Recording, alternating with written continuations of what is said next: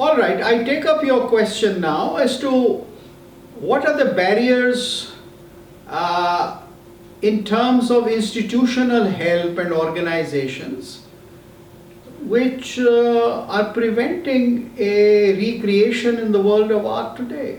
Yes, it's a very, very appropriate question, cardinal question, isn't it?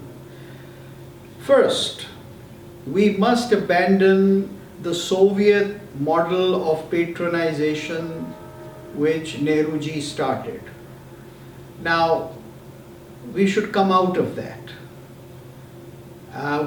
What does that mean? It means that we should go back to the Indian system. What was the Indian system? The Indian system was that patronage did not begin with the capital or the Rajdhani. The Indian system was that the artist was patronized at the village, at the small town, at the mufassil level, by the people, by the lower classes, middle classes, everybody, by the temples, by all kinds of khankas and various religious, non-religious institutions, and in ancient times the Veshyagrahas also. They were the great repositories. So we should start giving patronage at that level and first create a total discourse of that. But unfortunately, I hear, particularly sitting in New Delhi and sometimes in conferences at Indira Gandhi National Center of Arts, that Government of India should start an all India cultural service, just as you have judicial service or administrative service. So just as you have IAS, you start a ICS, Indian Cultural Service. Now this is, perpetuating the problem that we still have. You see, let me give you an example. Tansen did not become a great kalakar or a singer in Agra, the capital of Akbar. Tansen became a great singer sitting in Rewa, patronized by a small principality. And when he had attained heights and fame, then he was invited by Akbar to adorn his court and given the title of Saraswati Kanthabharana. So this is the Indian system. The great kings, they patronized people who had already shown their excellence at the level of villages or at the level of the loka, grama, or even nagar. All kinds of. Because it was not the king who was paid. Unfortunately, the biggest problem since 1950 is that the government has taken up the task of patronizing. And who are the government? Either they are socialists semi-Marxists, who have no understanding of Indian art, or they are political people with a Arya Samaji puritanical background, which unfortunately includes a lot of Rashtriya Swayamsevak Sangh itself, I am sorry to say. I hope they don't mind. But then this is the truth. See, you know what is the greatest crisis of Indian art? The greatest crisis of Indian art is something like this.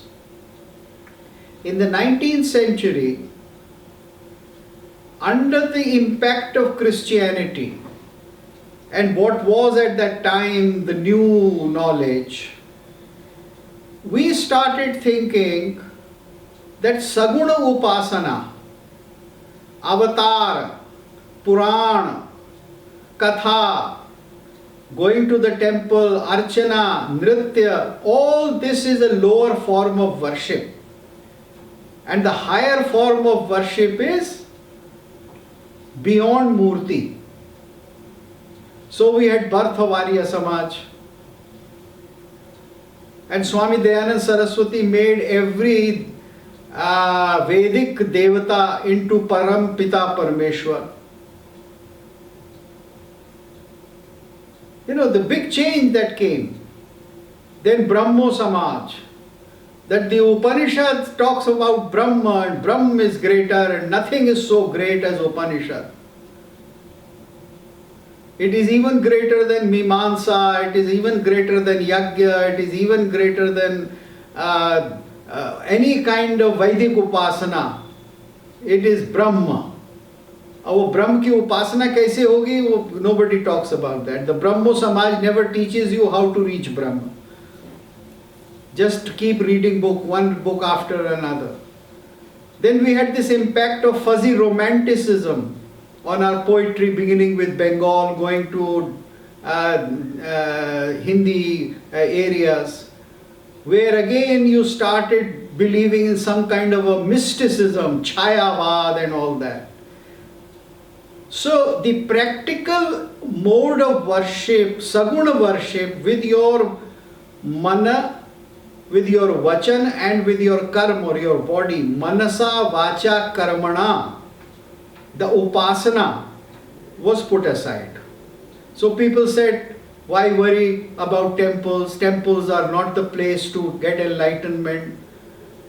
Do yoga somewhere, do meditation somewhere. So this Nirguna Upasana was elevated to such an extent and it was called true Hinduism. Because Hindus were very anxious to tell the Christians that they are not polytheists, that they worship one God like them. हम भी साहब एक ईश्वर की एक की ही उपासना करते हैं, हम भी अद्वैतवादी हैं. So we went into this syndrome and we stopped doing all those saguna sadhanas, whether as Vaishnavas or as Shaivas or as Tantrics or as Bauddhas or as Madhyamikas or as Jainas. जो शरीर से, मन से, वचन से करने का काम था प्रैक्टिकल, वो हमने समाप्त कर दिया. We neglected our temples, we gave them to the government. कि आप इन पे कब्जा कर लो, इन पे जजिया टैक्स लगाओ, इनको लूटो. और इनके ऊपर 1935 में टेक ओवर हो गया था तिरुपति का. And today now we are thinking of taking back the temples from government control. But this happened 100 years ago. So if you gave away your temple, if you gave away your Sagun Upasana, if you gave away your Manasa Vacha Karmana activity, then you gave up all your arts. The greatest casualty in this transition from Sagun to Nirgun or elevation of the Nirgun was the arts. In India there was no such elevation.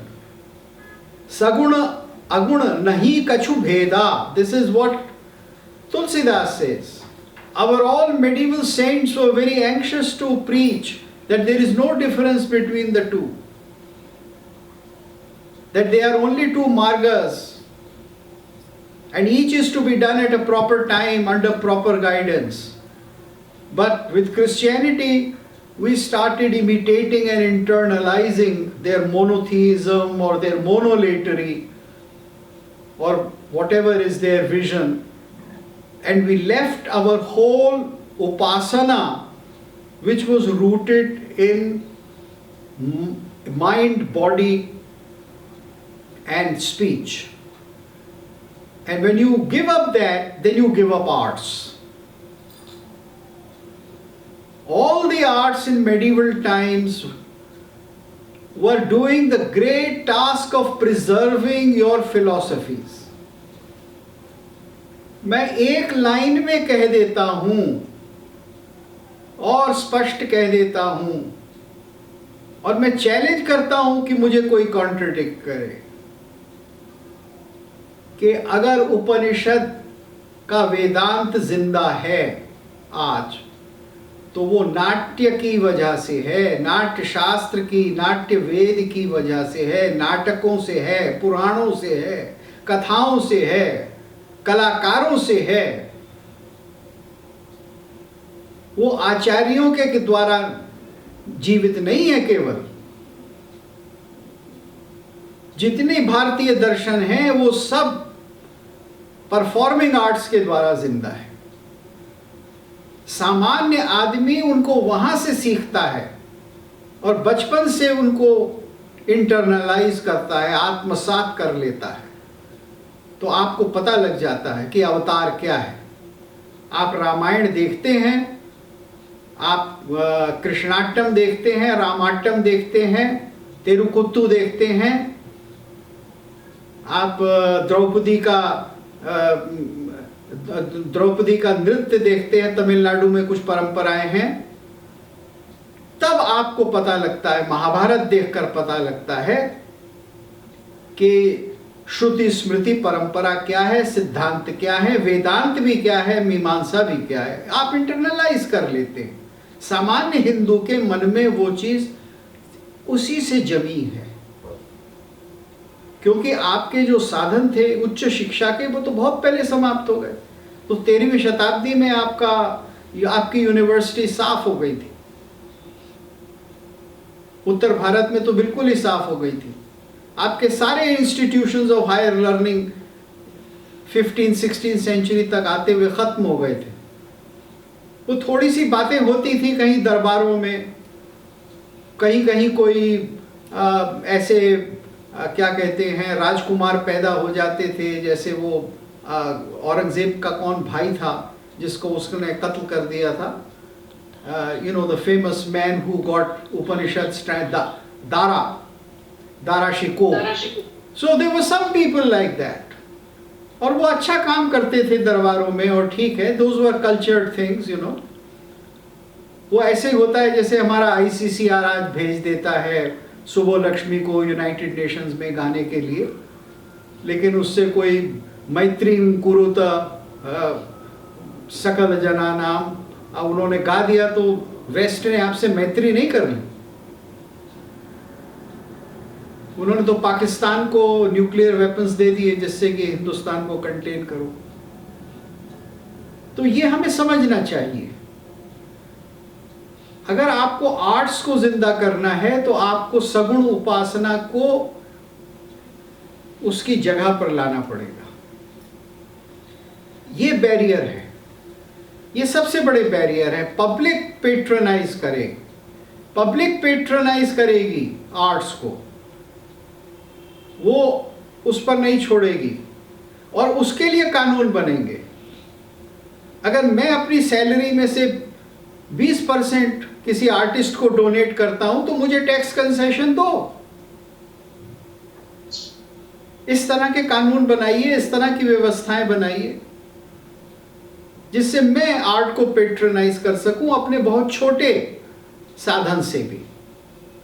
जैसे कि पहले होता था, जो artist में और जो एक नागर में यजमान पुरोहित संबंध था, जो पैराडाइम था, उसको आप रेस्टोर कीजिए।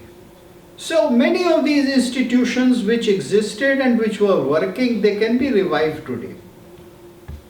Only we have to change our mind. We have to change our value system.